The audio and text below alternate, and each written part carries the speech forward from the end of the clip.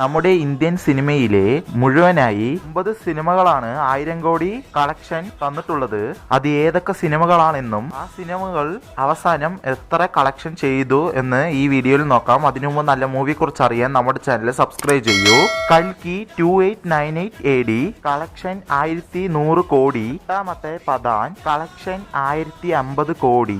ഏഴാമത്തെ ജവാൻ കളക്ഷൻ 1148 കോടി. ആറാമത്തെ KGF ചാപ്റ്റർ 2 കളക്ഷൻ 1250 കോടി. അഞ്ചാമത്തെ RRR കളക്ഷൻ 1387 കോടി. നാലാമത്തെ ദുരേന്ദർ കളക്ഷൻ 1344 കോടി. മൂന്നാമതായി the Pushpa 2 the rule collection 1800 കോടി.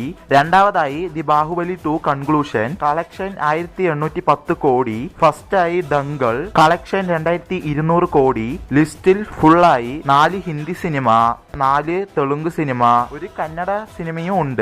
ഇനി വരാൻ പോണ സിനിമകളിൽ ഏത് സിനിമയാണ് 1000 കോടി ലിസ്റ്റിൽ